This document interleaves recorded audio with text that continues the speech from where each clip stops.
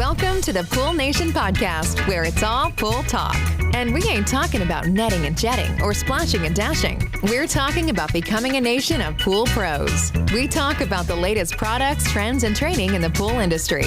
Now let's welcome your host, with over a decade of industry insider experience and still the reigning champion of Marco Polo, Edgar De Jesus, and his co-host, John JJ Flawless, the fastest netter in the West, and Zach the Pool Boy Nicholas.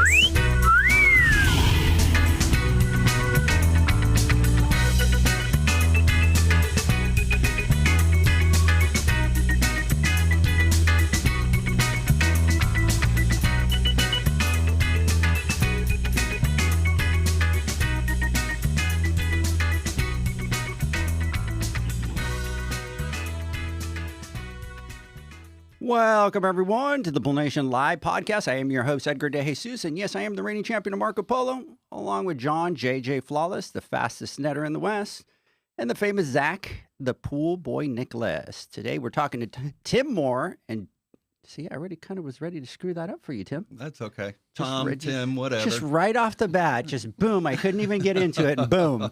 And that was the easy name. And that was the easy name, right? So, anyways, buckle up, boys. We're on for a ride. I have a feeling I'm going to get burnt today. Yeah, I feel it's coming. So, hey, today we're talking to Tim Moore and Jim D'Angelo with US Motors and Nidec. Well done. Well done. Excellent. But before we do that, I want to welcome everyone to our live podcast, the podcast where it's all pool talk. And we ain't talking about netting and jetting or splashing and dashing. We're talking about becoming a nation of pool pros. And yes, we will talk about the latest products, trends, and training in the pool industry. But before we get started today, I want to thank our visionary partners for this podcast, the SPPA, Blu-ray XL, Aquastar Pool Products, Natural Chemistry, Raypack, Heritage Pool Supply, Hayward Pool Products, Poolside Tech, Pool Brain, and Nidec. Well done again. John, good morning. How you doing? Good morning. I'm actually You're doing great. I am doing great, actually, and I'm very, very excited.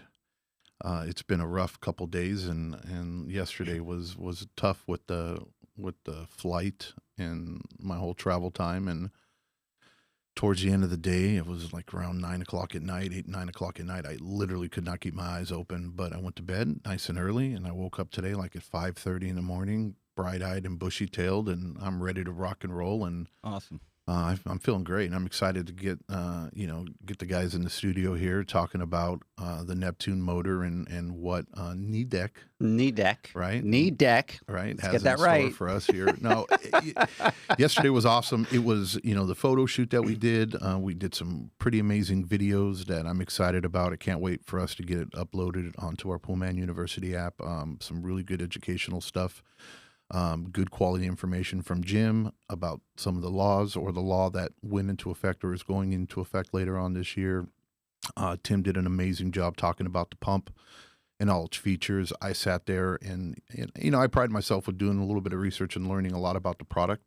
And there was a lot of good stuff that I didn't know about it either, and got me even more excited about it and wanted to talk about it so that we can share it with our viewers so they know some of the possibilities at this pump and what Nidec did. John, yeah. It's a replacement motor. It's not the whole pump. I keep saying that, but, I guess maybe that's just the way I look at it, right? But as a pool pro, if you think about it, with what you're doing, right, motor.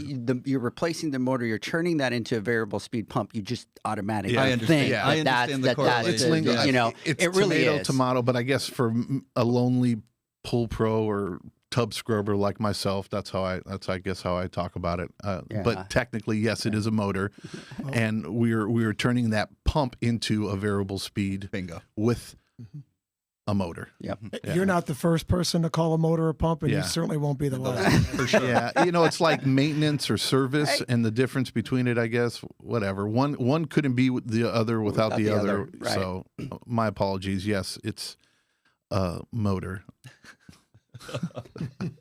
See, just right off the bat, I'm glad that you took the heat early and not me. You know what's funny is I was fully prepared right today because of the way. And for those of for all our friends out there listening, and we're emphasizing the word, we're saying Nidec because common People commonly call it Nidec, which is wrong, and we did that at the very beginning too, and we're corrected. But Edgar continues to say Nidec instead of Nidec. So I was prepared to jump be the on one. you, yeah, right, Yeah. to make fun of you today, and then I'm the one who gets laughed at, right? Because I'm calling it a pump instead of a motor. That's what you get. But that's karma, baby. That's right? karma. That's karma. I'm getting it. Of course, I'm not going to say over here that I spelled out knee like a knee deck so that I wouldn't screw it Yeah. up. But what's going to happen is, and I'll let you guys call me out, I'm sure in conversation my brain's going to go and I'm going to call it the wrong thing. So I'm going to apologize now for that. Right. Is that okay? I will also apologize in advance. Yeah, Just 'cause in you're case gonna it correct come- me. No, it might come out of my mouth as well. So, you know. It will not come out of my mouth. It won't come out of yours? Guaranteed. Oh, guaranteed. Yeah. So anyways, Tim, good morning. Good morning. How are you? We're excited to have you. Excited to be here. So- Couldn't be more excited about the opportunity to work with the Pool Nation Group. Thank you. You know, John and I, well, not just John and I, but we always get excited when we get to talk to people. And I don't want to use the word geek, right? Because it's not, but they're like super, super, super duper knowledgeable about something, and it's from like A to Z, and they can talk through it, and that's when we kind of enjoy it because we kind of go down these like rabbit holes, right? Okay, That we normally don't get, and there's people in the industry that knowledge is just there. And talking to you yesterday, and we were talking about it last night, we were really excited because, man, that knowledge is there. Well, look, let's take it a step further because it's not just that, because there's a lot of people that know things, right? But it's one thing to know something, and it's one thing to just spew out like passion about it, right? So it's a completely different thing. You not only understand the product and you know it, right? But when you speak on it, it's like, okay, people are listening, you're very passionate, and you know, you truly love what you're doing. And unfortunately, and I'll be honest, that's a rarity sometimes. It is. You know, and we need more of that, you know, so somebody who truly, I mean, I'm sold, right? And I'm sitting there going like, wow, I want one. Let me have two of them. I mean, from the second I met Tim, right, yesterday, and he was just off to the races talking about it, right, passionate.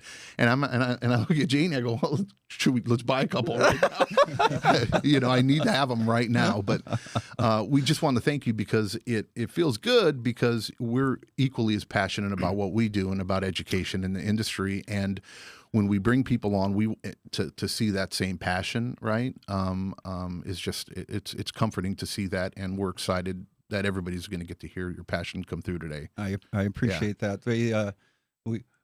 We have some neat opportunities out there for everybody, and I look forward to the time talking to you about it. Awesome. Jim, good morning. Welcome. Happy to be here. Excited to be here. One of the things that Tim and I have talked about for the past several years is educating and training and educating and training. And boy, we couldn't have picked a better partner to be with here. So thank you very much. Oh, thank you. Thank you. We really appreciate that. And I do want to add, Tim has been with us, Nidec US Motors, for 28 years. Yep. And there's a reason why he's been here that long, because he is passionate. He is knowledgeable.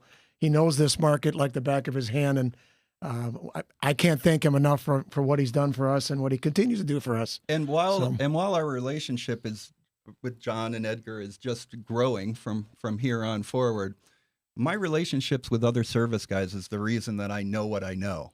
I try to keep my ears open. I try to listen to what they want, and then try to make sure that the engineers create a platform upon which they can apply those thoughts. And the Neptune motor, it's a first generation variable speed motor. There'll inevitably be a 2.0 and a 3.0 version, but as we'll talk through today, we have a fantastic motor that's going to be able to be applied and installed in all sorts of different backyards. Excited about that. Yep. John, let's get through some housekeeping notes here really quick, and then we'll jump in. So, hey, everybody, I want to thank everybody that went out to the PEP boot camp. And by the way, US Motors was out there. Big shout out to our boy Will that we brought out there, and had a great time with him out there. The other thing is the Pool Nation nomination night is Wednesday, August 20th. And by the way, nominations for the Pool Nation Awards close this coming Wednesday. So get out there, nominate. And then from there, we roll right into the Women's Summit, which is going to be the 21st and the 22nd over at Heritage. We have some big things that are going to be announced at the Women's Summit, so stay tuned. And then from there, we go into the $10,000 Pool Pro Challenge, October 22nd at the PSP Expo, the Pool Nation Awards, October 23rd, and then we will be doing the Pool Nation Conference on October 24th and 25th at the PSP Expo out there.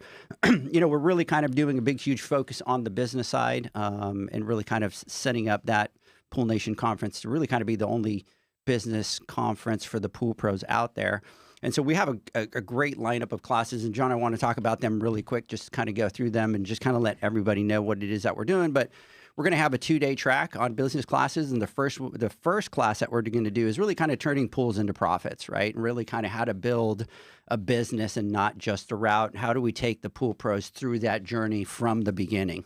And next, we're going to be going into turning metrics into money, what your financials are telling you. And basically, it's just stop guessing and start leading with data. It's going to help you unlock hidden profits so you can start making better business decisions.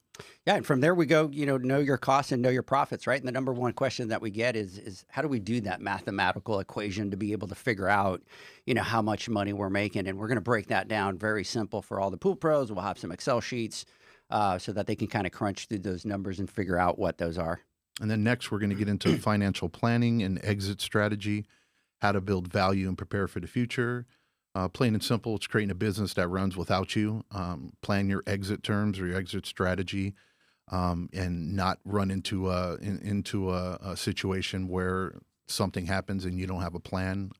So you know where you want to be and where you're going to be 5 years down the road. Yep. And there for day one, we close with profit is not cash, right? Really kind of teaching the pool pros about cash flow and kind of how to manage that cash flow and how important that is, especially for those that are going into the scaling and the empire phases in order to be able to grow their businesses. And then starting off day 2, it's going to be talent life cycle. It's going to help build skills and business success by unlocking your full potential and your teams by mastering the talent life cycle. So plain and simple, just learning to harness the talent that you have within you so that you build a strength-based organization and get your people working. Then from there, we're going to developing high-performing teams, right? And really kind of the success of your business starts with your people. And, it's really how to build, lead, and inspire performing, teams. And then next is going to be the power of partnership, cultivating true collaboration in your team, teaching you that collaboration isn't just about working together, it's about working smarter together. Yep. And there we go into time management strategies, right? And I think this is something that everybody at every level needs, but it's really going to introduce everybody to the practical time management, how to prioritize, how to set your day, and how to be able to achieve everything that you've got going on. And then we're going to end it fittingly with driving results through accountability, because accountability is the engine of performance. And if you don't hold yourself and your people accountable, ain't going nowhere. Not going anywhere. Not going anywhere. Nothing's happening. So that's the business track that we have out there. We are going to have a technical class where we are going to do, water chemistry, startups, acid washes, kind of all that fun. It'll be a 2-day track. We do have the 1-day hands-on, which you guys will be part of. We're kind of looking forward to that again. Absolutely. And Will, in case you're listening, big shout out to you again.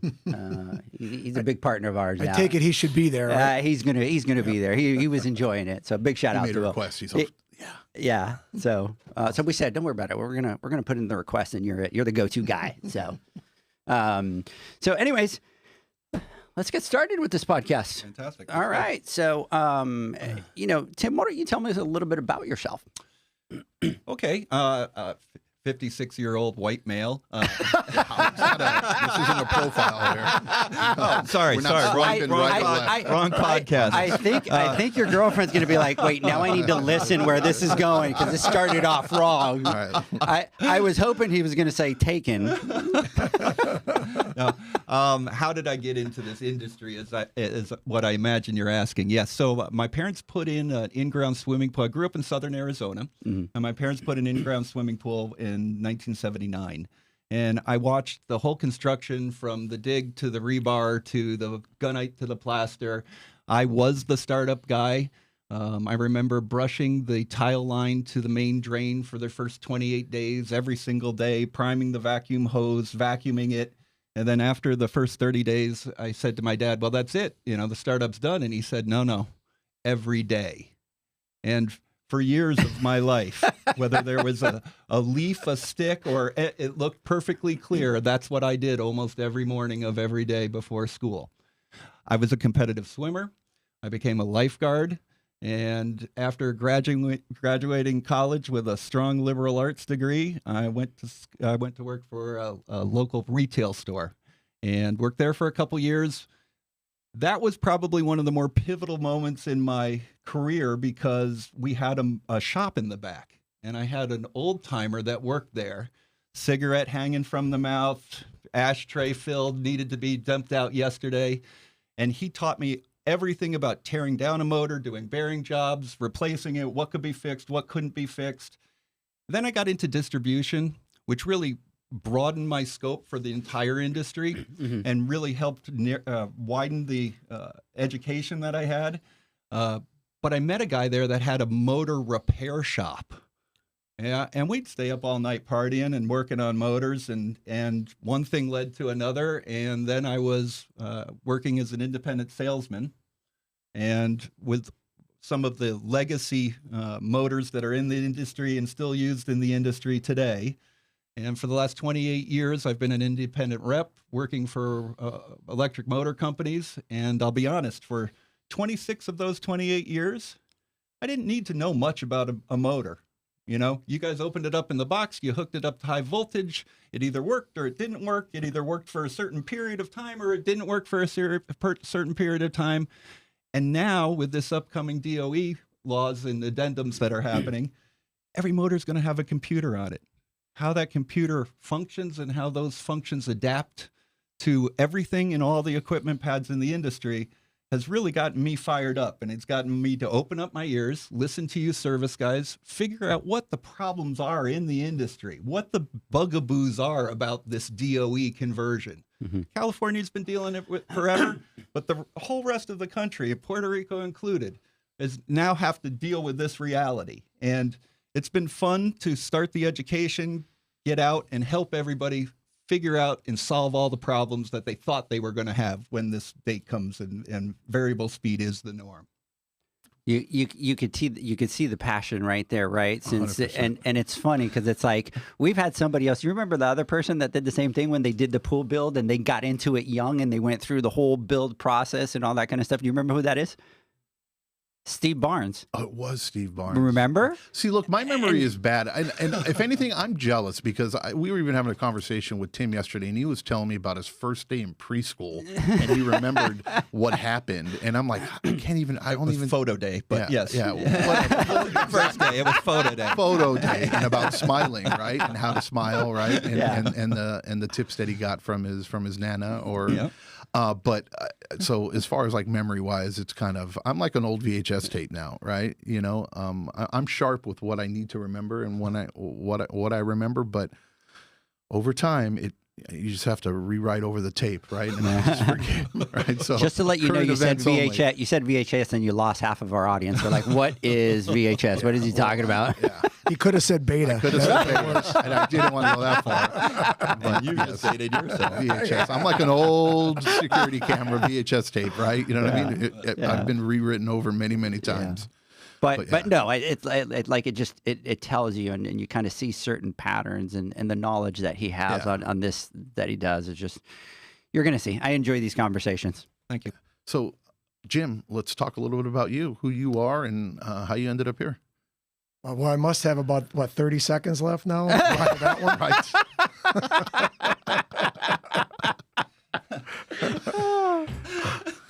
Well, time's up, Jim. Thank you. Tim, let me ask you. No, I'm just kidding. I am a happily married man for quite a while now. I have 5 children, 4 boys and a girl. Live in Wisconsin, not exactly the pool capital of the world. Yeah. I think we have one week in the season. Right. Maybe it's 2 weeks. The week before the 4th and the week after the 4th. Yeah. Right. But no, I what's that? I said stop. I started with US Motors in 1987. So I'm in going on my 39th year now with the company. And I was an engineer for a few years, got into marketing, and it was basically shortly after what I will call a failed attempt at getting into the pool aftermarket. And they brought myself and another gentleman on, and we started working with engineering, and we came up with a motor that we launched primarily in Florida. And then from there, I became the market manager. And then from there, I'm now the national sales manager, and I've been doing this for several years. I've had the great fortune of working with many, many wonderful sales professionals. And of course, you've already met Tim in depth, and he has certainly been with us the longest. And he is a very passionate person. And we've got many good sales representatives, but I put Tim right up there with any of them. So happy to be here. Oh, that's awesome. Yeah. So a lot of pool pros out there know brands in the industry, and usually, most people gravitate towards like the big three, and anything else they think of, it doesn't really come frame of mind or first in mind. Nidec is somewhat new to them, and honestly, for me too, just recently, it's kind of been new, right? The name. But through our conversations and through obviously doing some research and understanding who Nidec is and who US Motors is, you guys are massive, huge company, right? And not just for the pool industry. So if you can, let's talk a little bit about it, and let our viewers know, and let the pool industry know who exactly Nidec is and US Motors is, and what you do not only for the pool industry but for the world. Well, it certainly is a global company, and by most people's measures, it's probably relatively new in terms of the familiarity of the name.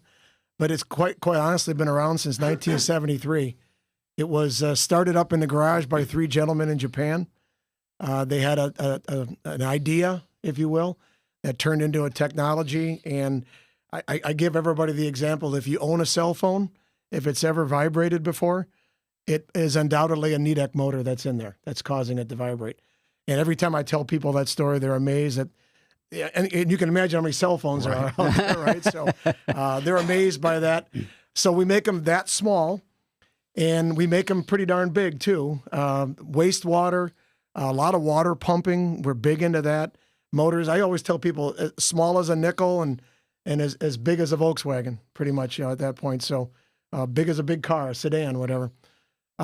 Agriculture, if you're out, if anybody's out in your farm fields and you see those big irrigation systems that pivot off a point, that's undoubtedly a US motor that's out there, not just operating that, but also sending the water out there. Out on golf courses, we have the irrigation system motors that are operating there too. So HVAC, we're huge in that. Been around for, I want to say, in the neighborhood of 120, 130 years now. So as a whole. But Nidec purchased US Motors back in 2010. And coincidentally, that was the very first year that we introduced a variable speed motor. And it has evolved into what now is the Neptune motor. And as Tim mentioned, version 1.0 is out there, and we're already working on the next generation. So how did US Motors become part of that? They just bought the US Motors division? Yeah, exactly. US Motors is a really, really old company that goes back into the early 1900s. And Nidec purchased them in 2010 and incorporated them into the family, as well as several other motor divisions, if you will, that we have. So while Nidec might be headquartered in Japan, our main central headquarters for what we do, on not just the pool side, but the rest of US Motors, is actually in St. Louis. So, but we do manufacture just over the border in Mexico. That's where the majority of our motors are built today, as well as in the States. A lot of the big stuff is built in Arkansas. And so there's, like I say, it's a global company. We're everywhere. Yeah, it was amazing yesterday while we were having the conversation, right? And I think it was, God, like you guys were saying, like how many motors are in houses, and I just never even thought of it. And we're driving home, and I'm just kind of sitting in the car going, oh, here. I'm like, holy crap, like, you don't think of it, right? Like, you don't think that motors are everywhere. And then as soon as you started talking about the cell phone, that's the first thing I did. I looked at my phone and I go, holy crap, there's a motor in there, right?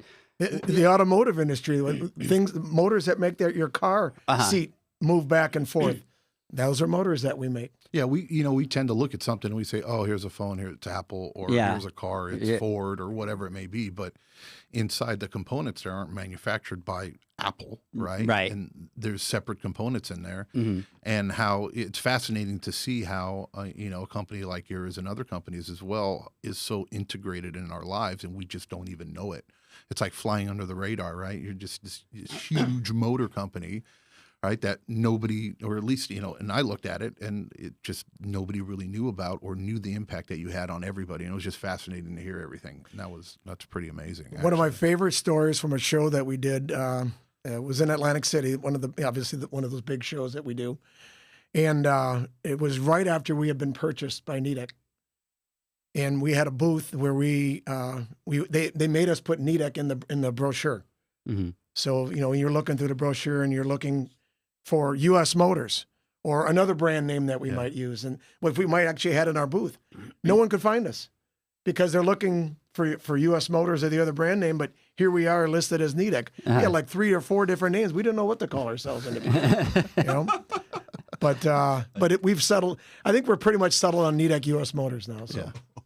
Nidec, pretty much, right? And you normally say Nidec, right? Nidec / US Motors. It's almost like you don't say two separate. It's almost like that's the one name. Yeah, it's a brand, obviously, US Motors, but we do combine them together now. Yeah. Now, Tim, do you get to go over to Atlanta and go to the plants and all that kind of stuff? I can if I want to, but I normally stay out in the field trying to work with most of the customers out in the field. So, and I let the engineers do what they do. I let the software people do what they do. The plant does their production, and the warehouse ships as they ship. Yeah. And they're all in different locations. So you can't actually necessarily go to one spot and hit all of the logistics of the company because of the size of the company. Yeah, that makes sense. Mm-hmm. And it's good to hear. And you touched on it at the beginning, and I think it's something that's very important.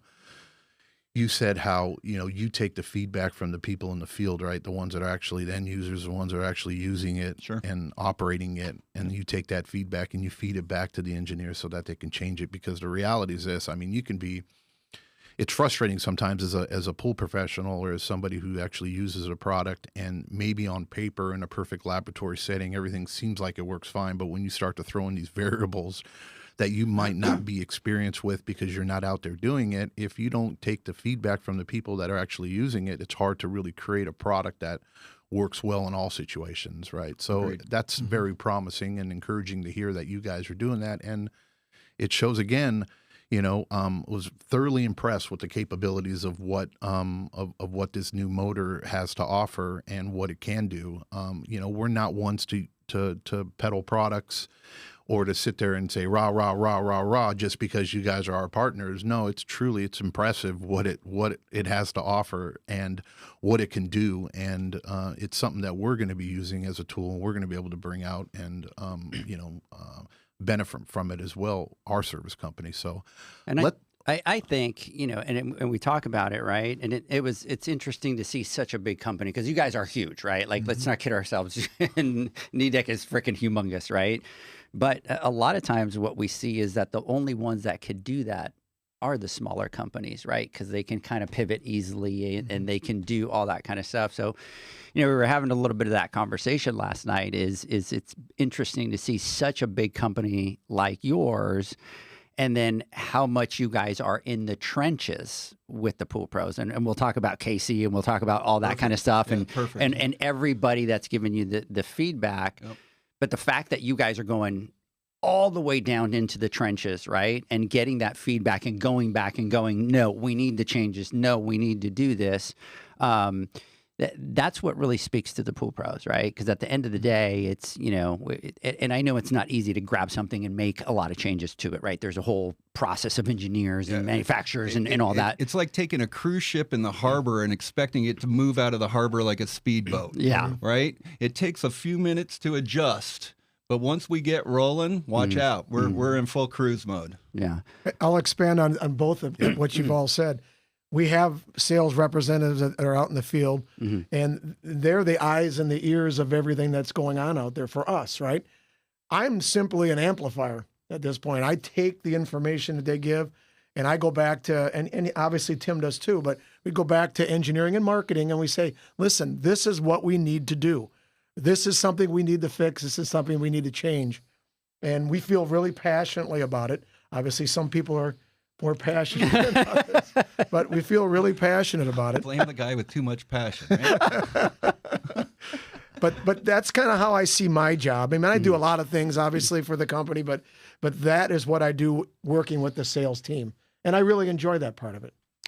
Hey, I said I was going to do this, and you see what just happened is we kind of get into a little bit of a geeky conversation, and we've been doing the podcast now for almost 20 minutes, and I've forgotten about everybody that's online here. So please welcome everybody. So Arian, big shout out to you. Let me give a couple shout outs out here. Barstow Pools is on there. Big shout out to you out there. Alexa, J-Dog, what's going on? OC Pool Solutions, Phil, what's going on? SCP in San Jose, Mr. Chris Marcano. Martin, big shout out to you out there. Only Pools, 858 Pools, what's going on? Our boys over at Cali Pool Techs. Joyce, big shout out to you out there. Andy, shout out. Kevin Bobo, what's going on? Elvisa, big shout out to you out there. Our girl Lacey, which is going to be over at the Women's Summit. Big shout out to you out there. The Grit Game. The Valley Pool Busters, what's going on? Pure Swim Pools. Mr. Brian Cresson, what's up, brother? Happy birthday. By the way, his birthday truly was on Monday, and I have a feeling nobody called him and told him happy birthday. Yeah. Happy birthday. Happy birthday, Brian. Happy birthday, Brian. So we tease Brian, and every time there's a live or something, somebody says happy birthday. So he's had like 350 birthdays this last year. He's one old dude. And his birthday truly was on Monday. So it'd be interesting. Brian, let me know how many people call you. Hey, Mejia Bear, what's going on? Coastal Cactus, what's going on? Big shout out to all you guys. Thank you so much for joining us. So sorry, John. No. I just, what I want to get into next is let's talk about the new DOE standards and the wave of regulation that is going to be hitting the rest of the country at the end of the year.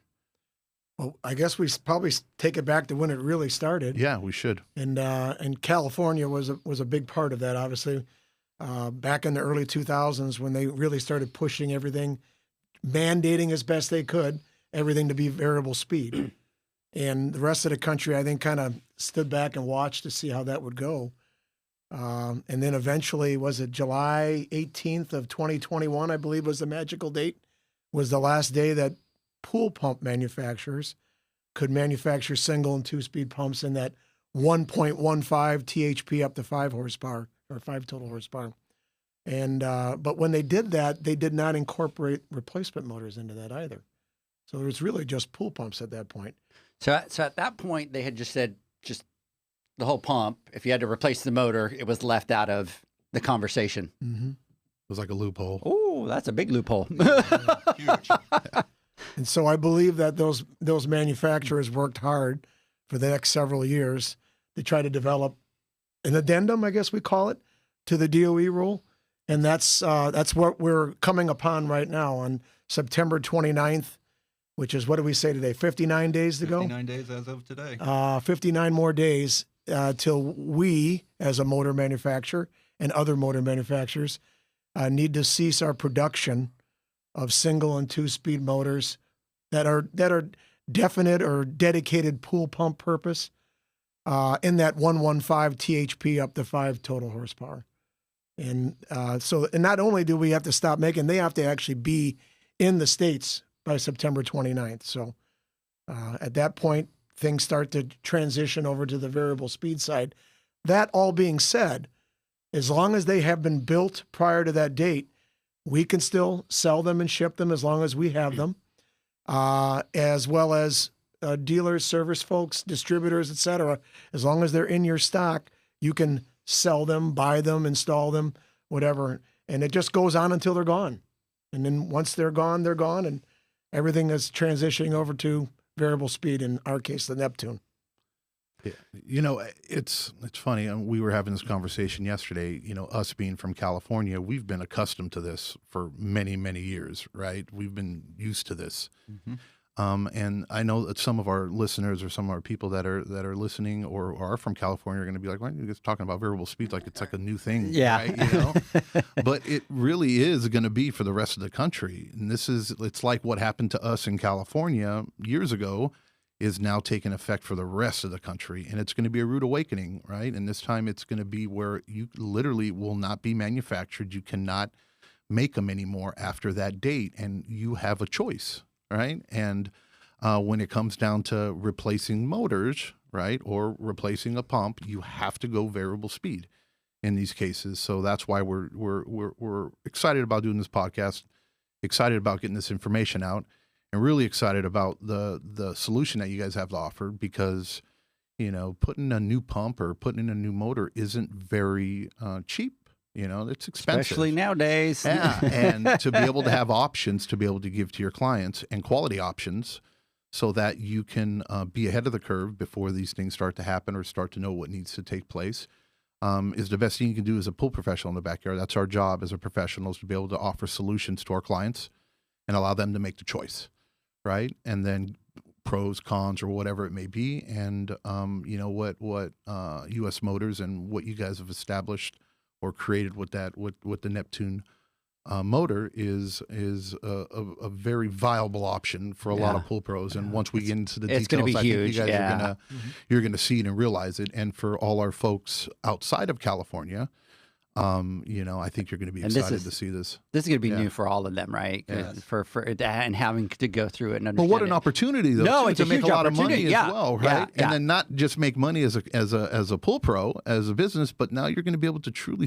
you're going to save your clients money, you know, and then get to benefit from these. Wait from for the my variable final speed. thoughts, because I'm going to talk about it. Okay. I'm All right. going to drop it there at the Do end. it. So let me ask you a couple things on the DOE, just really kind of to clarify for a lot of the pool pros out there. So the first round came, it was variable speed pumps just as the main pool pump.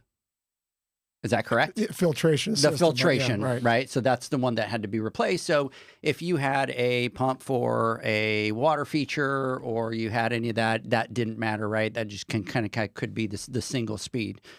So now with this new regulation, do all those pumps need to be replaced as well and into the variable speed pump? If we can't make a single speed for them to put on the pump, Yeah, you have no choice. You You've have got no no choice, choice. right? So anything single speed, and I'm just trying to clarify this for everybody out there. Any single speed, they will just not make. They're done. They're gone. Yeah. In that horsepower range. It'd be a right? gray market. Right. Maybe you have to smuggle them in from another country or something like that. I Let's guess create a if website, it's worth underground it, website. black market. Yeah. Black market, right? Black Now there market are pumps. there are some exemptions to this and exceptions. Obviously, three-phase motors, which is a lot of commercial stuff. Those are exempt. Those aren't part of that law at all. If you're less than 1.15 THP, which you've seen a lot of pumps now have come out with ratings less than that. Yeah. If there's a motor that's rated less than that, it's still good. The only difference for us is that it has to be of a special design. It has to have a run capacitor in it. It has to be a PSC, as they call it, a permanent split capacitor, or a motor with a run cap and a run start cap as well. And then of course there's there's motors that go on spas. Those are not dedicated pool pump purpose motors. Those are spa duty motors. Those are also an exception that are not involved in this. So if you're involved in any of those businesses, you're okay yet. You can still do those things, and they'll exist. So what's the specific horsepower moving forward? What did you say? 1.15 So- total horsepower, total horse. all the way up to 5 total horsepower. Okay. Which, of course, most of the commercial is probably 3 and up. So there'll be some three-phase that'll be in there. But Yeah, you don't get many. There's not many Yeah. pumps out there or pools that you can run with a 1 horsepower pump. And that's what I wanted to Yeah. get at, especially for the pool pros, is like, look, don't try to go out there and go, well, I'm just going to go cheap and go try to do this, because it's just not going to work. And there will be some people out They there. will. It's like the stubbornness is look, the battle we had in California when it came to it, just there were some people that were just stuck with there's no need. I'm going to stick to my single speed. I'm going to stick to my single speed. Yeah. But they just didn't truly understand it. And I think, again, it was just a lack of education, right? And just not really grasping the benefits, not only for you, right, as a pool pro, but also for your client. And that's our duty to give them that opportunity. And, you know, it's fascinating, but there will be people that are going to be fighting it tooth and nail to the very end. I could tell you out here in Texas, you have conversations with pool pros, and Tim, you can tell me that this is wrong. I remember Justin calling me going, and he came from California. So he had a house and he goes over to sell them a variable speed. And he's and by the way, it wasn't required here, but he's trying to tell the customer, here's the benefits of it, and blah, blah, blah. And the homeowners are like, run it at 34. Like, why would I want to run it slower? And he's like, well, you can save on energy. I pay 10 cents a kilowatt. Why would I run it? He goes, I want it to run high, period, end of story. And they just, even he had a hard time explaining to the customer as to why, but the mindset, at least what we see here, is like, bigger is better, right? Everything's always bigger and better in Texas. So go big or go home. Yep. You can still achieve the same flow and get the same turnover of a pool and by reducing the RPM. And it's all based upon the affinity law. Mm-hmm. And the third law of affinity deals with hydraulics, which says that if you cut your RPM by whatever percentage, it will exponentially save you less in operational cost. I did the math on just a generic here, but if you were running a 1725, 50% of your normal 3450, and you ran that 16 hours a day as opposed to 8 hours a day, you would only pay $27 as opposed to $100. So you save 27% of the operational cost is what you pay if you just drop your RPM by 50%.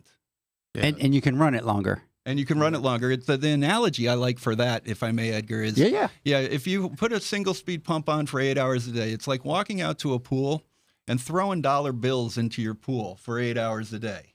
Whereas a variable speed motor ideally will run continuously 24 hours a day at a low flow setting and higher during certain periods. But that is like throwing pennies into a pool for 24 hours.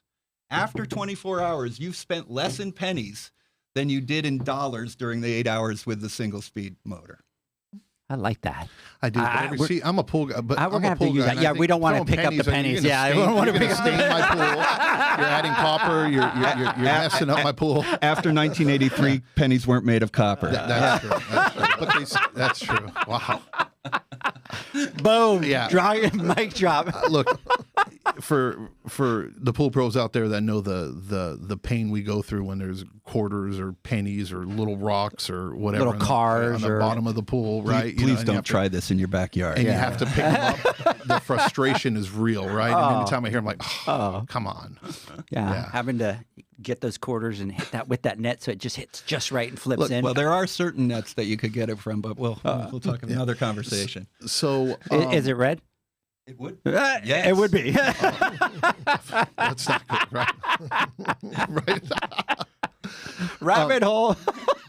I wanted to jump on something else that you said too, Tim, and you were talking about, and Edgar, what you were saying as well, about just I want to run it at 3450 and having it going full speed. But we forget the fact that, we're trying to filter the pool. And just because you're running it fast, right, doesn't mean you're filtering properly. And the truth is, low and slow going through that filter, you're going to catch more debris, you're going to catch more algae, the water's going to be healthier, you're going to save the life of your equipment, pipes, joints, heat exchangers, right? You don't get as much water erosion. Your filter media is going to be working more properly. There's just so many more benefits on top of that, aside from saving money and hidden costs that we don't necessarily tie into. Running a pump. It's trying to match 90 gallons a minute through a 1.5 inch pipe. You know what I mean? Yeah. Which is not supposed to happen. You know what I mean? So when we just don't see those hidden costs and what's truly happening. And by having that variable speed, there's just there's a plethora of benefits that you get to have. If I could give you the motor guy perspective here too, motors like to run. They like to keep running. So they don't like to be on for a few hours and then shut off for several hours. They want to start and stop. They want to keep going. So that running it longer, then there's myths out there about this. Well, if I run my motor 16 hours instead of 8 hours, the life of the motor is going to be shorter. No, wrong. You want that thing to keep running as long as you can. We touched on that yesterday too, and I tell our clients, and as a pool pro, you want that pool running constantly, right? And if we can have it running 24 hours a day, 7 days a week, that's ideal. And I like to give the analogy to clients and say, hey, look, you ever seen a river with algae? It's running water. Yeah. It's part of it. You need to have circulation. You need to have filtration. It's all part of it. And being able to have your pool run constantly is better for you and better for me. and it leads to just a better overall experience in the backyard. Were you going to say something, Tim? Hard to imagine he doesn't have something. I was actually going to ask a question. Yeah. From your experience in California, you talked about slow loading a filter. With a variable speed motor, when you're looking at your pressure gauge, Mhm. how do you monitor when to backwash with slow flow? Is it a 2 psi rise? Do you increase it to 3450 so you can see the normal 6 to 8 pound rise? I mean, what's your indicator to tell you to backwash a filter? So, good question. Again, in my area, so we're very market dependent, right? And my particular little world, I don't have one DE or sand filter on route. So I don't backwash. Question is moot. I don't. So to us, I I would am- always go high. Just to be transparent, I go high speed and just kind of check into where Do the I old was, way, just the right? old way, right? So Right, but what we do with cartridges, Yep. right, is whatever our operating speed is at that we run our pool at, based on how many turnovers or where we need to be at, whatever the starting pressure is. It's usually when it's 5 psi higher than where we start with the clean cartridge or a new cartridge is where we will automatically do a filter clean. Got it. But we have it scheduled to where we do filter cleans every 4 months on our route. So we do them every 4 months, pretty much no matter what, unless it needs it sooner. And if it needs it sooner, it's because of reduced flow or lack of flow, or because our PSI gauge, or if the aging cartridges or elements are getting impacted and we need to replace them, then we'll do what we need to do. But that's how we go about doing it in our particular market. Thank you. Corey out here saying I run them 24/7. If not, I drop them. They're customers. Well- And then he's at 95% DE. He's San Antonio. Excellent. So Yeah, and if you go 30 minutes or 45 minutes away from where we're at, it's all starts being DE, and that's all that's there. yeah, where I And was it's not at, I probably had one Yeah, cartridge, got it. and I hated them. Yeah. John loves them.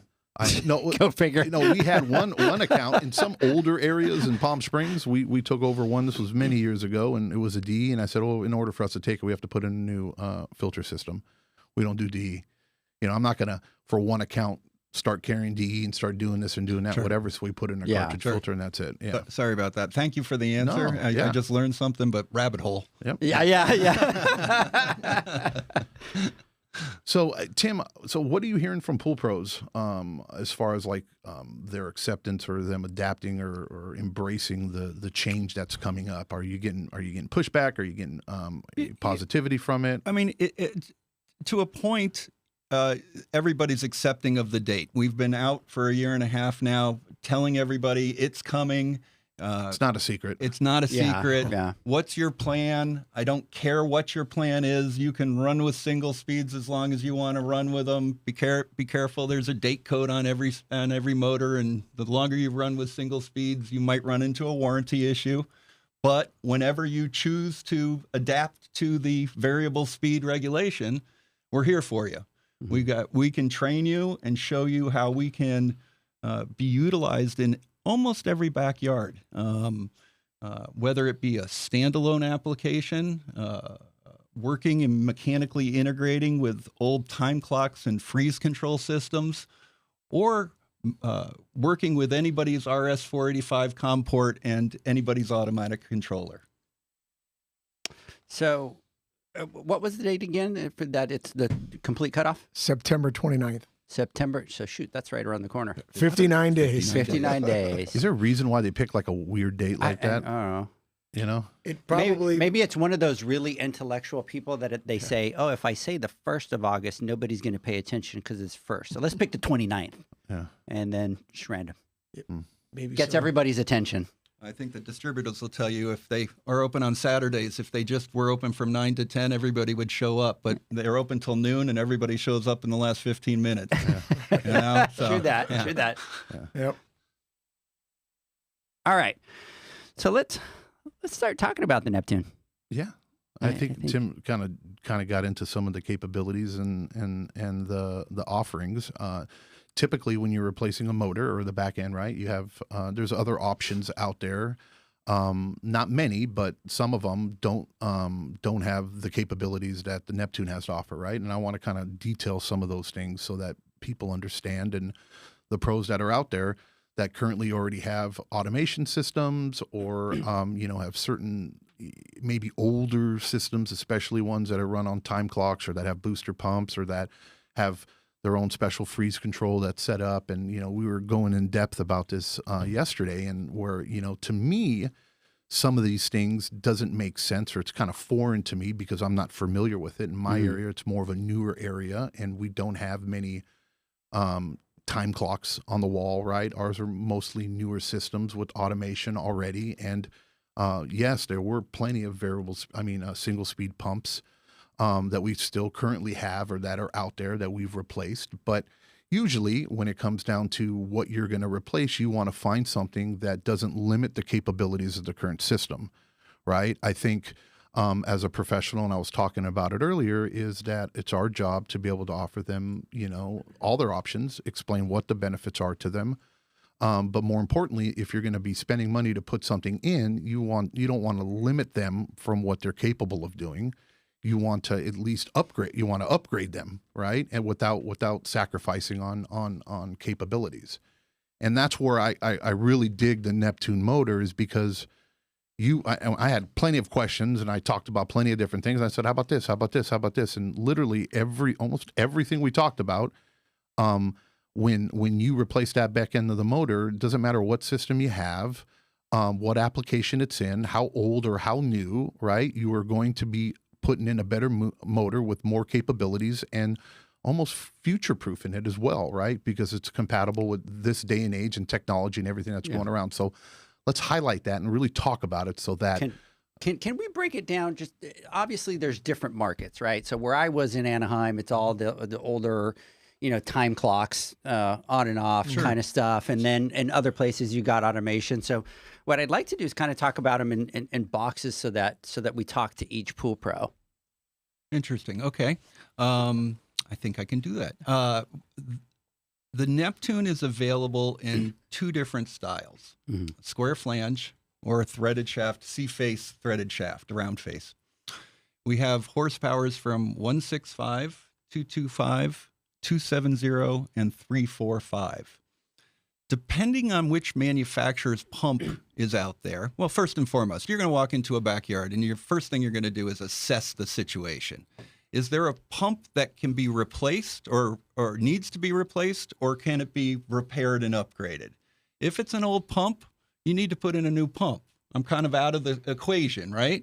But if it's a pump that you can still buy the seal plates, the impellers, the O-rings, the basket, well, it's a good opportunity to maybe upgrade them into a variable speed option by just removing the single speed or 2-speed motor off of that pump. And again, depending on the manufacturer of the pump, the style of the motor will be dependent upon the manufacturer that made that pump, whether it be square flange or C-face.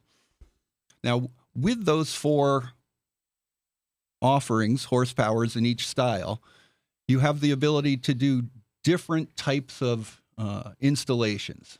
Standalone, which isn't connected to any type of time clock or automation. You have older time clock and mechanical integration, and that with freeze control potentially, depending on where you are in the country. And then you have automation systems. And what I have found, and you guys in California, you're in different pockets where pools were built during different years. But if I just used the Dallas-Fort Worth area for where we are right now, kind of works in concentric circles from the center. The older neighborhoods will have some of the older time clock systems. And they'll probably be more single speed, which is the 165 or the 225 total horsepower replacements. And then as you move in concentric circles out from the center, you'll start seeing some automatic controllers, but with single speed pumps, right? And then as you get into further rings outside, you're going to have variable speed pumps, which will be more of the 270 and 345 total horsepower with automatic controllers from the major manufacturers. So it's been fun to try to identify all of the different applications and be able to adapt to each of them to solve those problems that you think you might have with a variable speed. And I don't think that's really unique to a lot of just the Dallas Fort Worth area, but That's everywhere. I mean everywhere it's got to be pretty similar.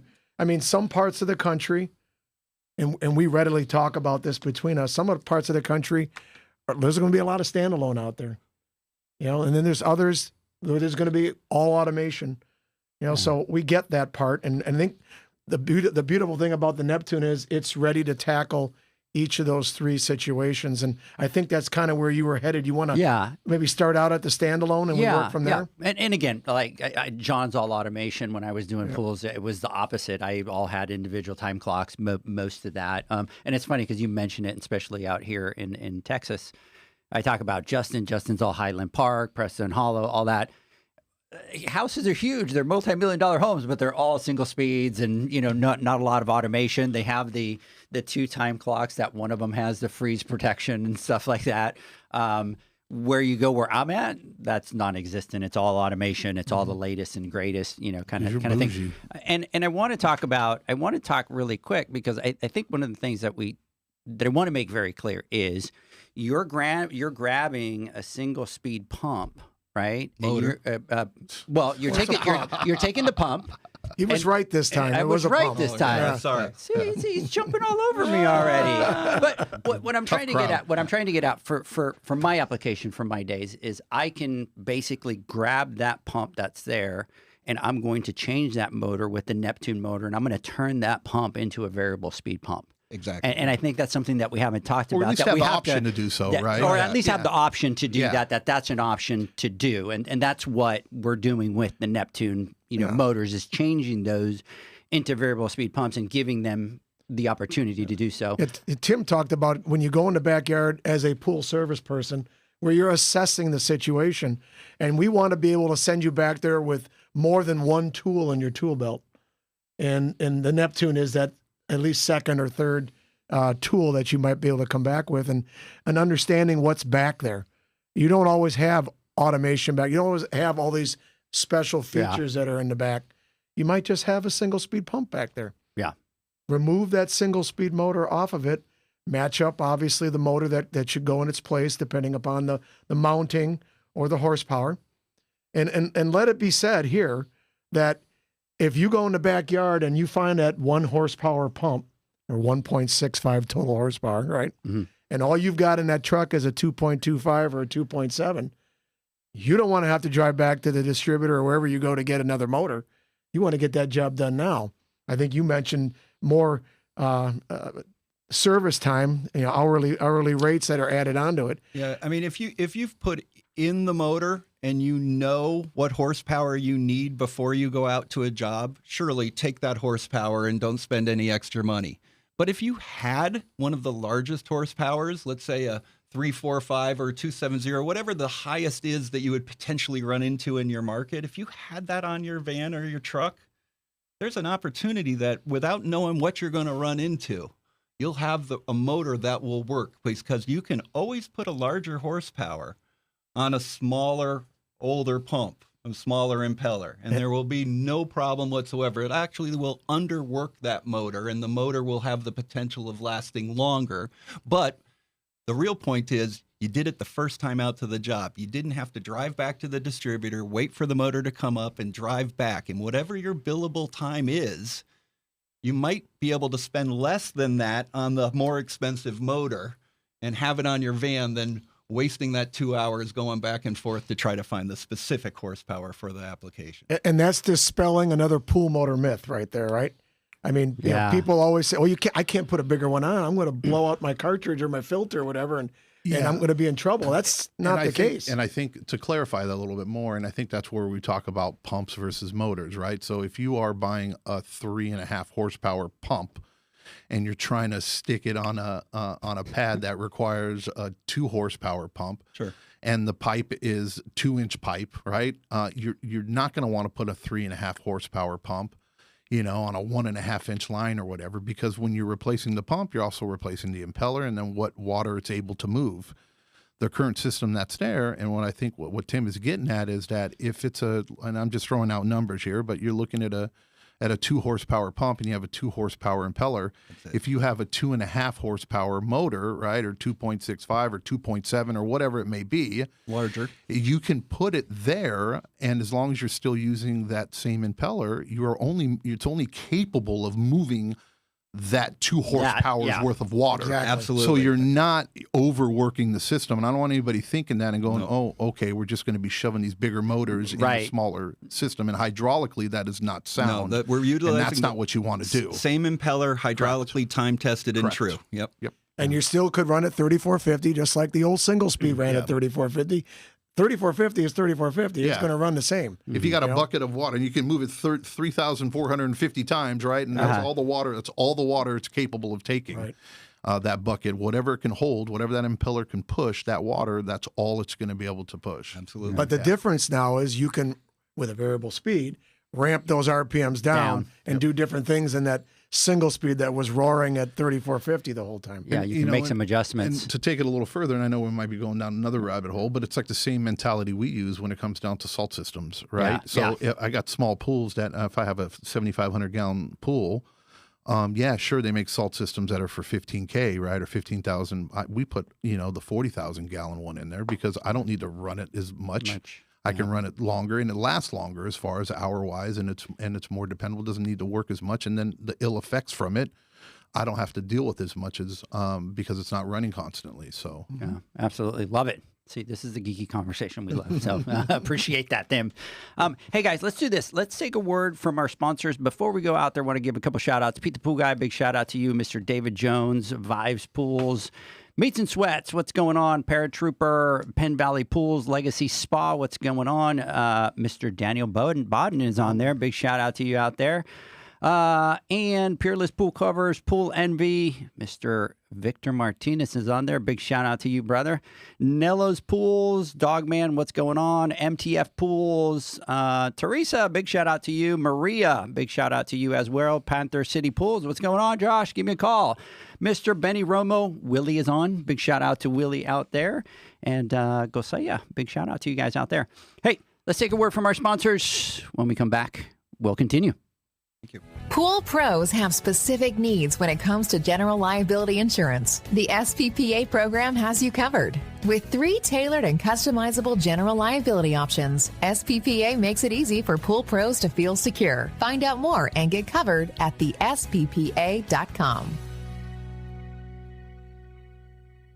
US Motors Neptune Variable Speed Motor provides a versatile replacement solution for all your pool pump motor needs. This motor can communicate with pool control systems, provide low voltage options to work with time clocks, and can be installed as a standalone pump motor. The Neptune motor can be easily installed on existing pumps, upgrading them to a variable speed pump without the need for replumbing. Enjoy energy savings and quiet operation by installing a Neptune Variable Speed Motor today. For more information and to find your local distributor, visit usmotors.com/pool.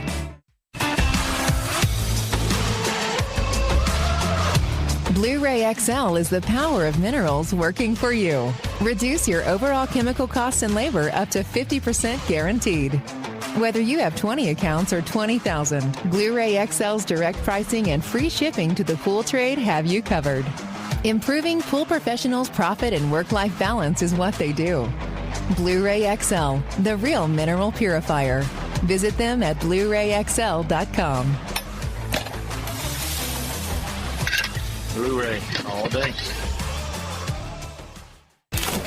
Aquastar's new pipeline cartridge filters, available in 2 sizes, deliver top-notch hydraulic efficiency along with best-in-class filtration performance, approaching that of DE filters. Uniquely designed, open pleat spacing means 100% of the media square footage is usable. And these claims are backed by NSF test results. Designed with the pro's time and comfort in mind, the patented double-locking system improves safety and ease of access, making filter cleaners faster than ever before. Available now. Ask your supplier for pipeline filters today. Natural Chemistry, a leader in specialty water care solutions for over 30 years, is proud to provide products that make pool service easier than ever before. Its unique enzyme formulations in Pro Series Pro Blend improve efficiency of your pool program while reducing frequency of filter cleaning and scum lines. Natural Chemistry is also well known for its wide variety of phosphate removal solutions that include a non-clouding formula in Phos-Free and extremely high-range removal with Pro Series Phos Remove or Phos-Free Max. Save time, save money, save work with Pro Series products. Stop sacrificing durability or efficiency with the help of Raypak's new Avia HD models that utilize Nidec, their exclusive industry-first technology. Nidec heat exchanger technology is Raypak's latest solution to superior strength and maximum efficiency when it comes to residential pool heating. With 900% more nickel compared to copper nickel in critical surfaces, Nidec creates an ideal surface to protect against scale formation and erosion without compromising on Avia's 84% thermal efficiency. Learn more at raypak.com/Nitec. The next evolution in lighting is here. Universal Color Logic 2.0 from Hayward. The latest in pool and spa lighting was designed with you in mind, making installation a breeze. Upgrades include a detachable cord and first-of-a-kind adjustable lower catch to overcome variations in plaster thickness. As always, Universal Color Logic lights retrofit into virtually any in-ground pool or spa while delivering industry-leading, vibrant color. Visit hayward.com to discover more.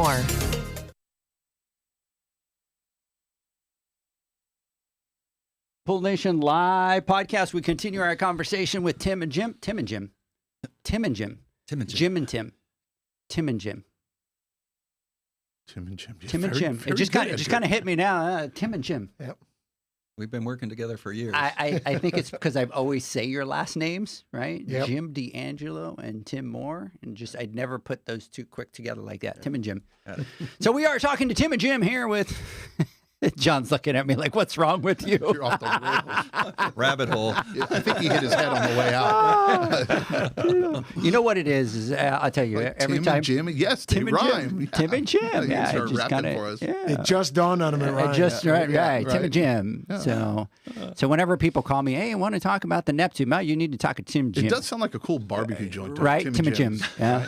Tim and Yeah. Jim's. Now I'm in for that. We're in for that. They're going to start a side hustle now, and next thing you know, we're going to be doing training at Tim and Jim's barbecue because they're going to have a room in the back for you pick up your barbecue here and you train how to install a Neptune over here.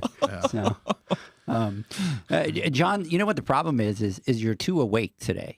It is, right? You know, I'm telling you, I'm feeling normally, good. Normally, just to let you know, normally John will show up at my house and he'll have bags under his eyes, and I'm like making him a cup of coffee, and he's drinking these energy drinks. This is my friend, my partner, right?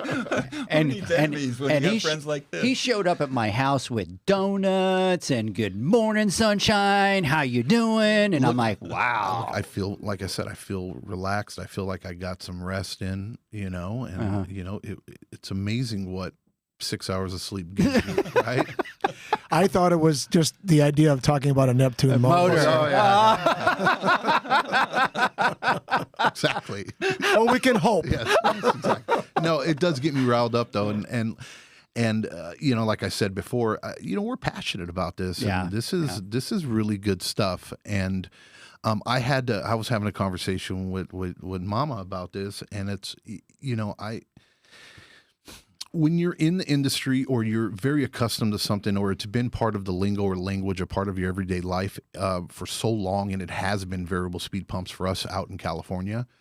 And when you hear it, it's like, oh, it's nothing new at first, but you just got to kind of step out, right, and look at it holistically and see it as like, well, this is news.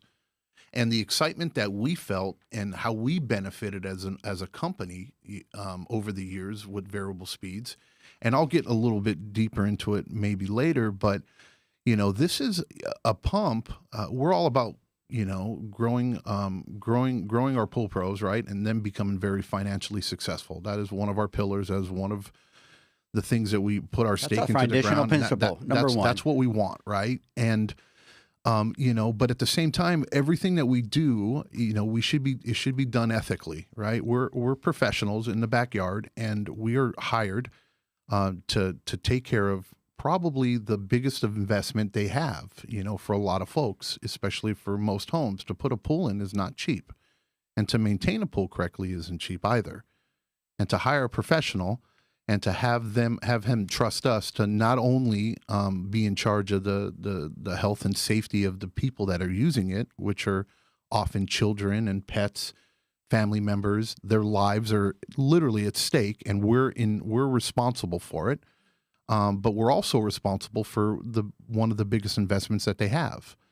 And as professionals, we need to be able to be cognizant of that, and we need to be able to offer solutions accordingly, and we need to be ethical about it as well. And when we're in the backyard, we've always prided ourselves, and when we teach people, it's like, if you're going into the backyard and, and something's wrong with the heater, and it's a simple part, right? You're going to fix it, and you're going to do what you need. That's the ethical thing is, hey, look, we're going to fix it. We're not going to sell you a new heater, okay? If it's only going to cost, $300 or $400 or $500 to fix it, and it's readily available to do. The ethical thing is that's your job and your responsibility, right? And anybody who does anything other than that, who's unethical and cheats people, that's a different conversation. Shame on you, right? And if something is working perfectly, you shouldn't have to replace it, right? But I think the variable speed motors and pumps are different, right? When it comes down to efficiency and being able to save, it's the only thing really on the pad that you can tell a customer, hey, look, this is working perfectly fine, but it is advisable, and it is a smart decision for you to spend more money and get rid of this perfectly working pump, right? And let me explain to you the benefits of it, and why you should spend money in upgrading. And I think introducing the Neptune, and again, not to harp on the same thing again, part of that is not to say, hey, look, I can upgrade your pump. We can save you a little bit of money, but you're going to lose all this functionality that you were used to, or that you wanted, or that you had based on your lifestyle. You like to be able to do this and do that, or whatever. I don't think that's really upgrading. There's some sacrifices to it, but with what you guys have come up with is a solution, pretty much a one motor solution that gets rid of those issues, and then also opens up the doors to some of the people who might not have $3,000-$4,000 to dump on a pump. And there is a big market for right? that. There's a huge market and, for that. It's our job too, just because, there might be another pump that you can install that's $4,000, but some people just physically, they just don't have the money to be able to do it. And this rule is going to affect them, and they're going to be in a position where they have to. And it's our job, it's our duty, it's our responsibility to be able to have these options, right? And that's why I think I'm so excited about this. And it's not good for our industry either, right? When you're having heaters cost $5,000-$6,000 put in and stuff like that, it really kind of starts to take that image of that. And I've seen a lot more of it on social media, where people are going out there complaining and screaming of how much this pool costs to do. That's not good for the industry, right? Mm-hmm.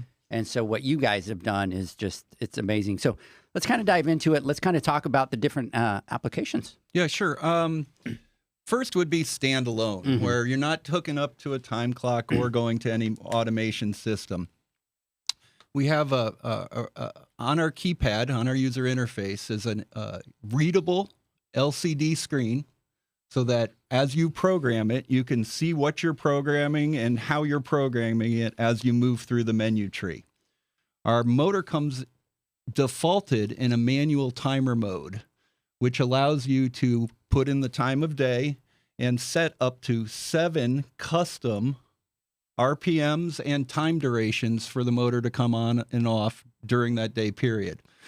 You can adjust a temp sensor between 32 and 50 degrees, and you can make it do anything that you want it to do out in the field as a standalone. We have another standalone application where you can put it into a DOE mode. And when you do that, you need to put in not only the time of day so the motor knows when it's going to operate its schedule and such, but you're going to put in the pool capacity, which you can manually enter if you know how many gallons are in the pool, or there's a calculator that width times length times depth and shape and average depth that'll help you calculate the pool capacity. And then you're going to tell it what kind of pump you have on there and the GPMs.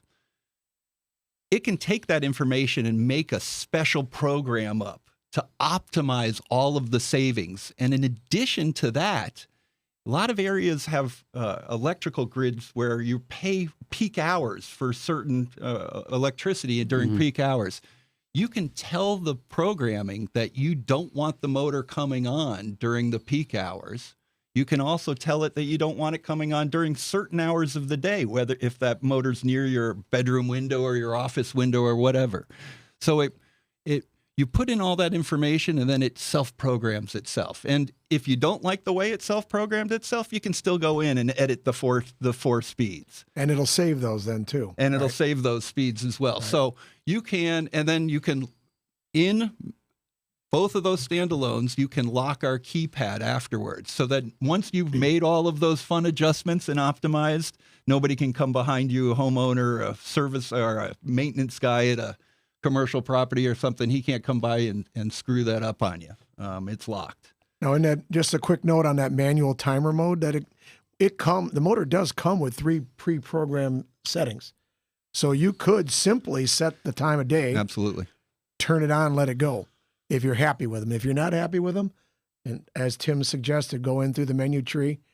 And like I said, everything's on that LCD screen. Yep. I will say that's somewhat intuitive. It walks you through at least the timer settings. I like to say user friendly. Yeah. User friendly. You know. So I have yeah. Brand new pool guy. I go decide that I'm going to pull this motor in, right? And I'm going to change this pump and turn it into variable speed, so I don't have to replace the whole pump. I'm converting it over to a variable speed.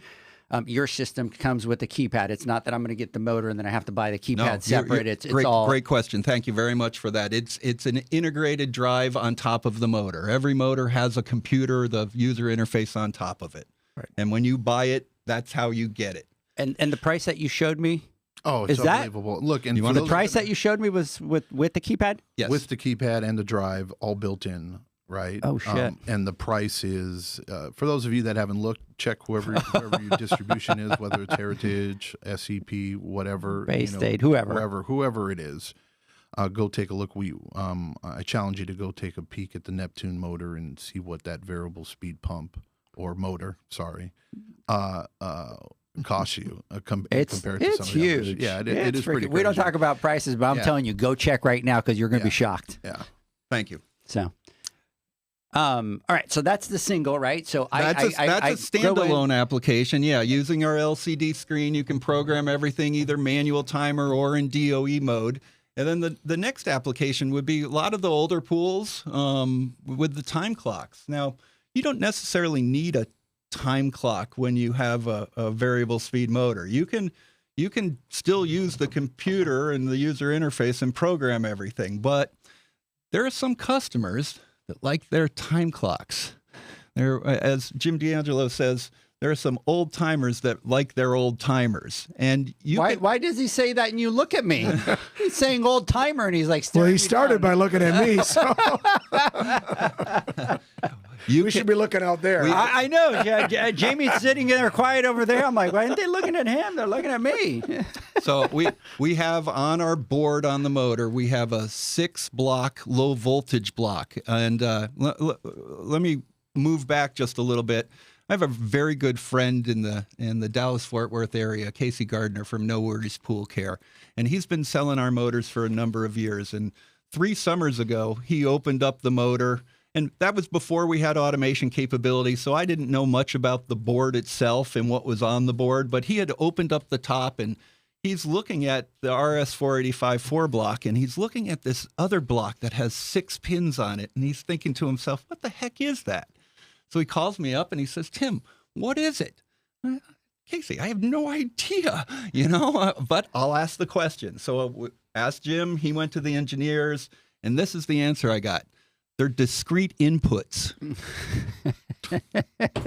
All right. I said, well, I don't want to have to say discrete or indiscrete input to anybody in the pool industry. What is it really? Layman's terms here. And they said, it's a low voltage block. And I said, okay. What do we got here? And he said, well, there's a 12-volt output. There are 4 inputs that each have different RPMs associated with them. And then there's a ground on the very end. Okay.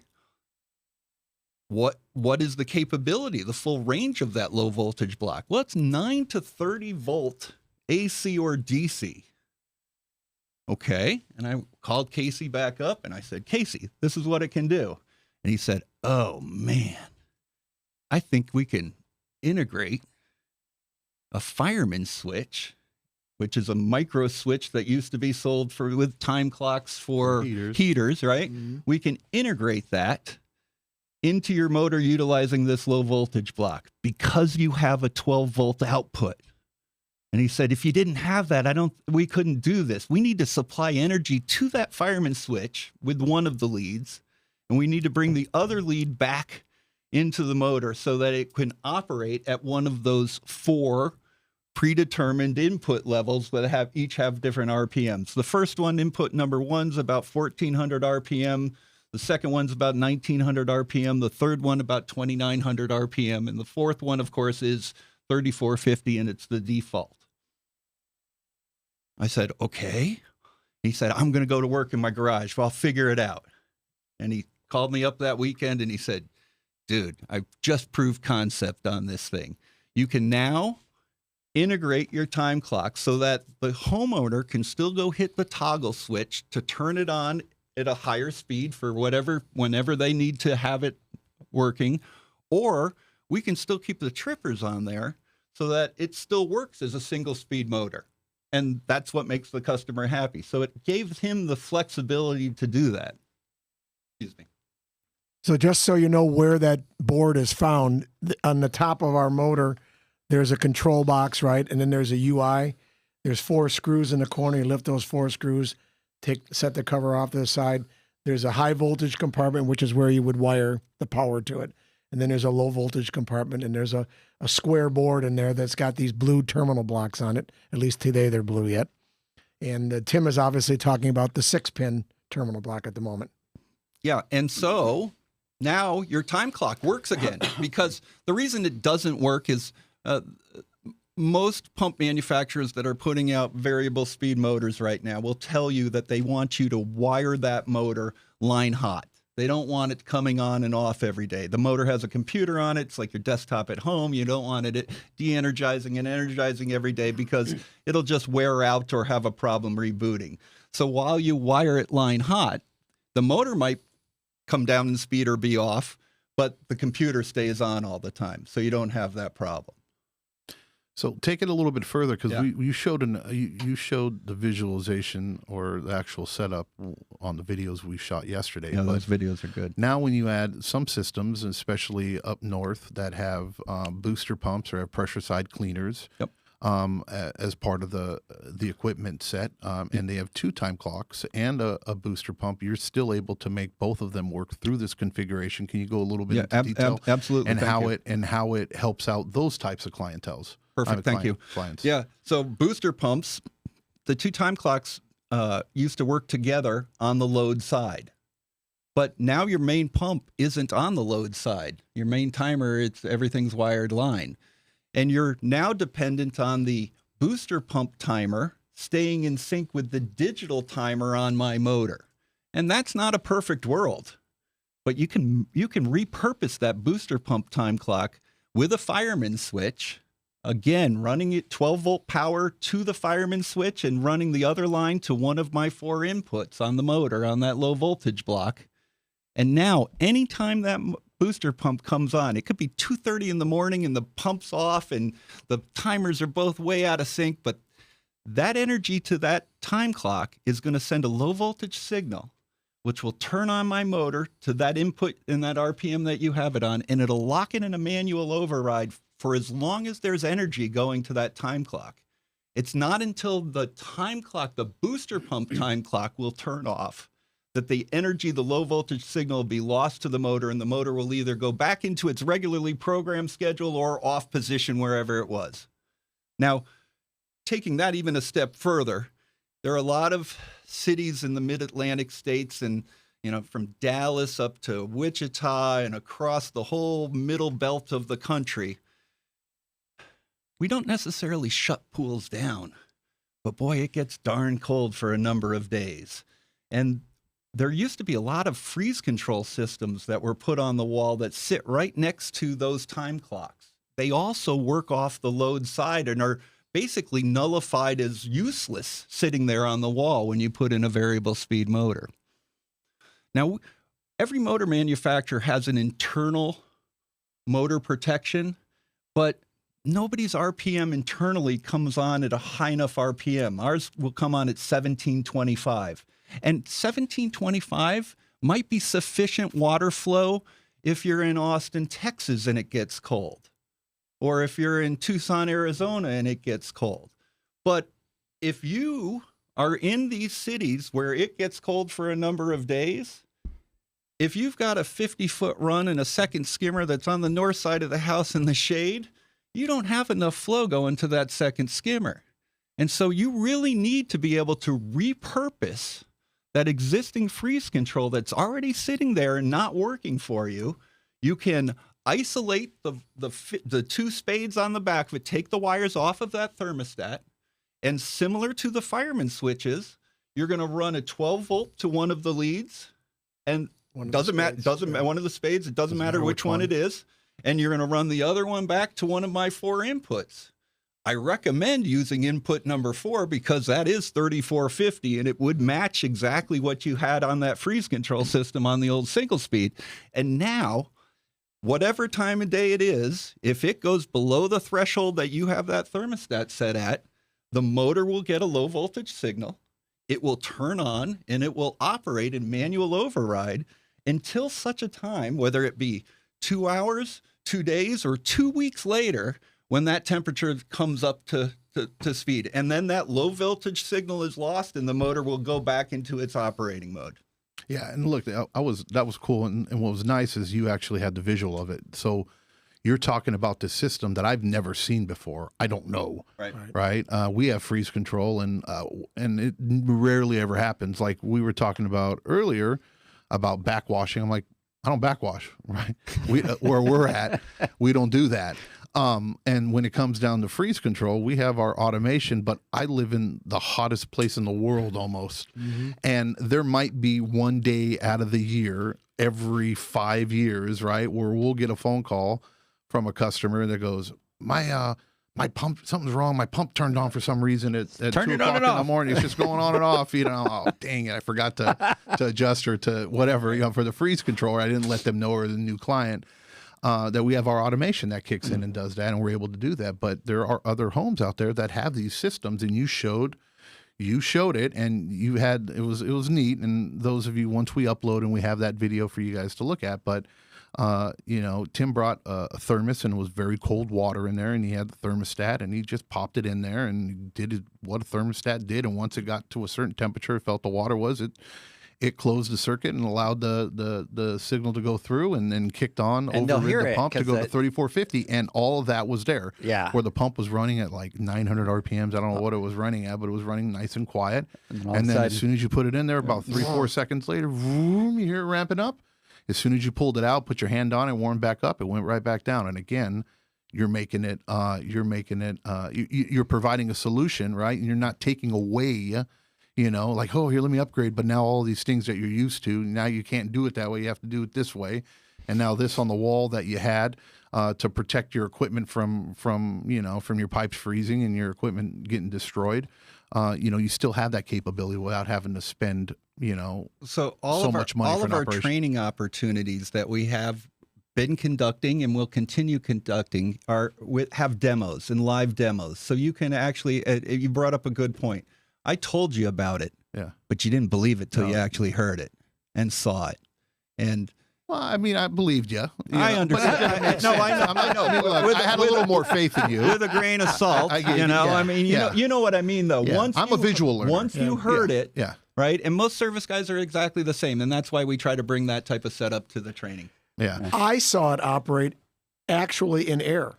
I've seen this one many times in the bucket of ice, but I was doing setting up a demo in North Carolina in the spring, and I didn't even think about it. We're out in a dealer's garage, and they're setting up for to show all of his people, and I'm setting everything up, and I'm over here doing something. All of a sudden, the motor turned on.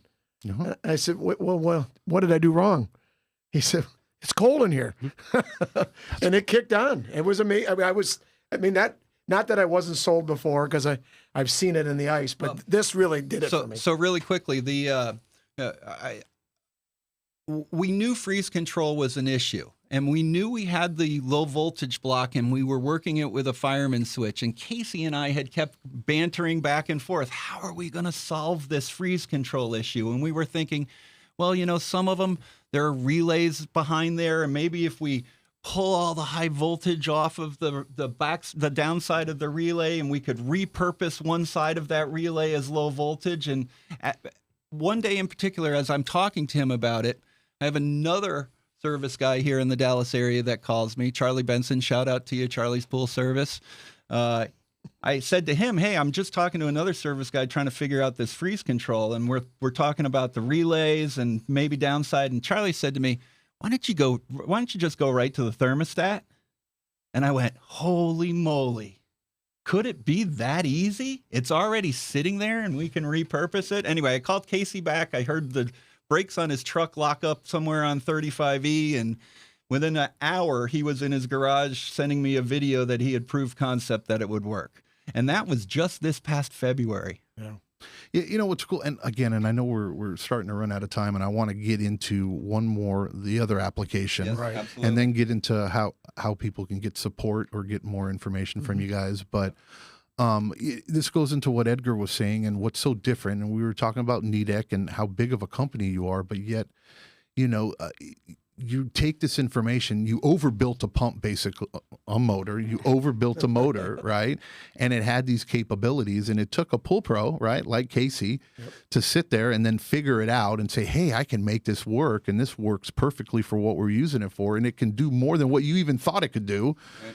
And then instead of as a manufacturer saying, you guys take that and you embrace it and you run with it, and you take that feedback and go, look, this is real life, applicable, for us, and this can help solve problems and issues. And then you guys take that and you run with it, and it's rarely seen in our industry, except for like our partner, like Aquastar, for instance, right? And how we talk about Aquastar and how they're able to do and move on a dime, because they're a smaller, and they're vertically built, and how Todd talks about it and what they're able to do. But it's refreshing to see that at a big company, level, you guys are embracing the feedback. Now, when the other ones tell me that they manufacturer. can't, I'm going to be like, no, you can do it. No. So let's go on to the next application, right? When it comes down to someone like us, we are primarily automation, or that is something that the Neptune motor is capable of working with itself. So if you can kind of get into it for us. Yeah, real quickly. So if you're, because we are running out of, real quickly is tough, but we work with any automation system that has an RS-485 COM port. Okay, if it doesn't have an RS-485 COM port, you need to probably give them an new automatic controller to talk to anybody's. That being said, there's 4 basic steps that you're going to take when you hook up to any manufacturer's automatic controller. On our board, there are 4 dip switches, and depending on the manufacturer, you will set those in a various pattern. The on position is up, the off position is down, and again, based upon the manufacturer, it will vary. The second step that you're going to do is wire it up from our RS-485 to their automatic controller. Once you have the wiring done, I tell everybody to turn the power on. At that point, you'll go to the automatic controller, and you'll have to go to the settings and the filter, the pump that you are trying to program on that, and you're going to need to put it into the correct platform. That platform varies depending on the manufacturer, and once you've done that, you go back to our motor, and it's a pretty simple step. You go to the install settings, and past the time of day, there's a remote mode. You enable the remote mode, and you hit start pause 3 times after that. It'll flash remote mode, and now you turn all the power off, you turn all the power back on, the 2 systems sync up together, and now you basically have an aftermarket motor sitting on a pump that you've upgraded, and it thinks it's talking to the automatic controller thinks it's talking to an OEM product. So whatever the capability of that automatic controller is, there are no limitations to what this motor can operate and do. So price point, going back real quickly, our price point on the motor with the whole drive, please check it out at your local distributor. Depending on the horsepower, it's probably somewhere between $500 and $700. That's correct. Probably between $500 and $700 for the motor and drive complete. And this one motor, standalone, old systems, freeze control, booster pumps are all optional, and all automatic controllers. Fantastic. Just absolutely mind-boggling. Hey, guys, let's do this. Let's take our final word from our sponsors. When we come back, we'll get some final thoughts. Pool pros have specific needs when it comes to general liability insurance. The SPPA program has you covered. With 3 tailored and customizable general liability options, SPPA makes it easy for pool pros to feel secure. Find out more and get covered at thesppa.com. US Motors Neptune Variable Speed Motor provides a versatile replacement solution for all your pool pump motor needs. This motor can communicate with pool control systems, provide low voltage options to work with time clocks, and can be installed as a standalone pump motor. The Neptune motor can be easily installed on existing pumps, upgrading them to a variable speed pump without the need for replumbing. Enjoy energy savings and quiet operation by installing a Neptune Variable Speed Motor today. For more information and to find your local distributor, visit usmotors.com/pool.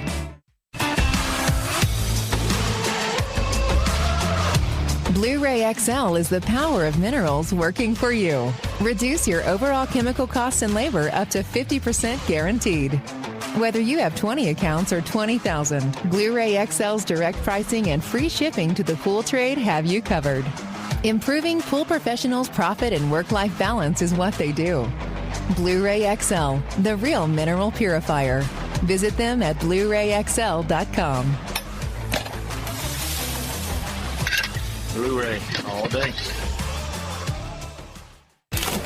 Aquastar's new pipeline cartridge filters, available in 2 sizes, deliver top-notch hydraulic efficiency along with best-in-class filtration performance, approaching that of DE filters. Uniquely designed, open pleat spacing means 100% of the media square footage is usable. And these claims are backed by NSF test results. Designed with the pro's time and comfort in mind, the patented double locking system improves safety and ease of access, making filter cleaners faster than ever before.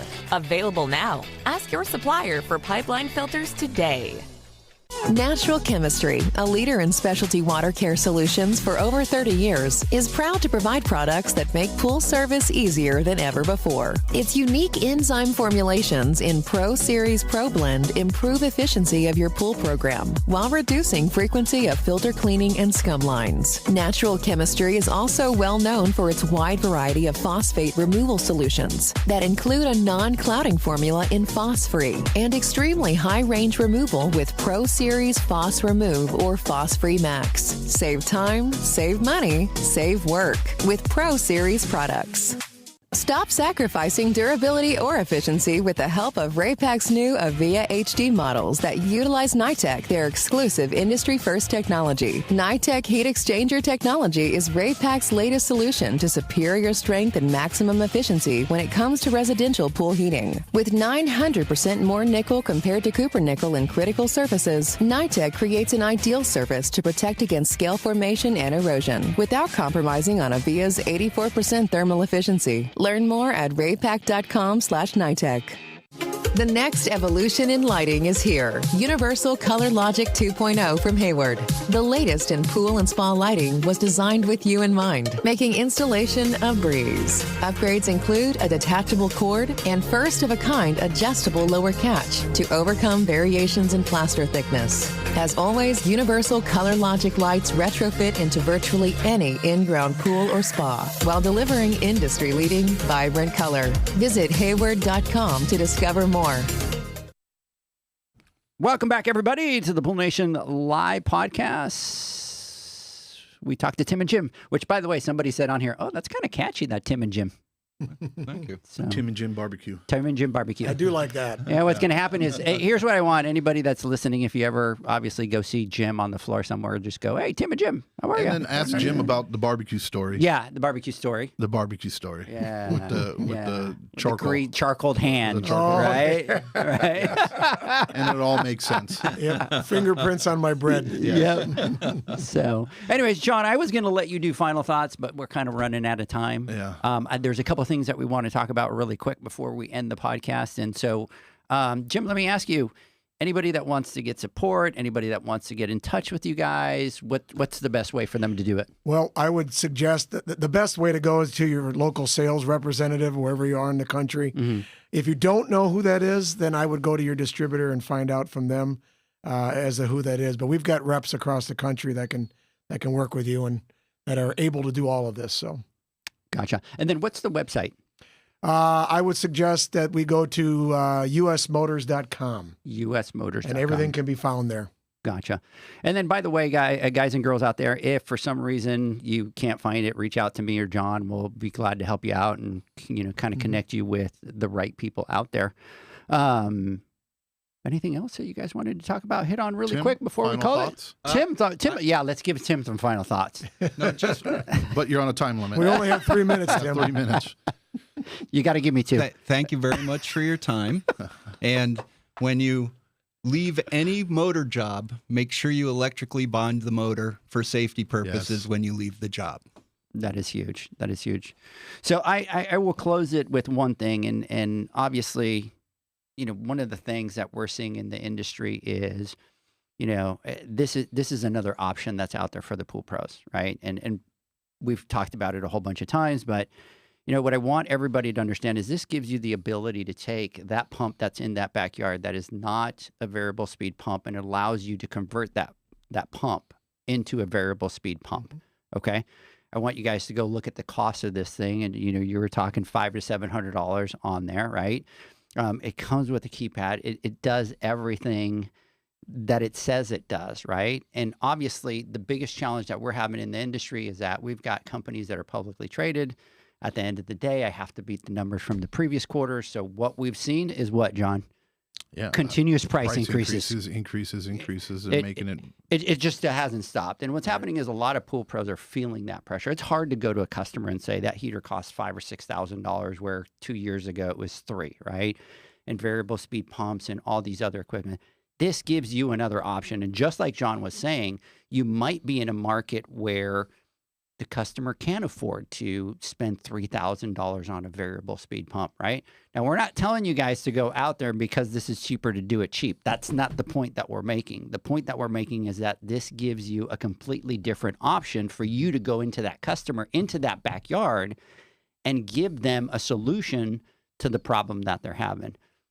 If the customer only pays half of what they would for a whole pump, their return on investment is twice as quick as buying a whole pump. Absolutely. And so we are going to put some videos that we recorded yesterday. They're going to be on the Pool Man University. I suggest that everybody go out there in about 2 weeks and go out there, watch those videos. You're going to see. I've encouraged Tim to come back because we're going to reshoot some of the stuff. We're going to kind of get a little bit more detailed with some other camera angles and stuff like that we're going to do. So we are going to reshoot them, but get out there, check them out, and just like John was saying, I really suggest go out there and check this price point. Learn, educate yourselves, offer the solutions to your clients, and become more profitable and seize the opportunity. This is an opportunity for every pool pro across the nation right now, and it's happening no matter what. Arm yourself with education and the knowledge, and go out there and get it. Absolutely.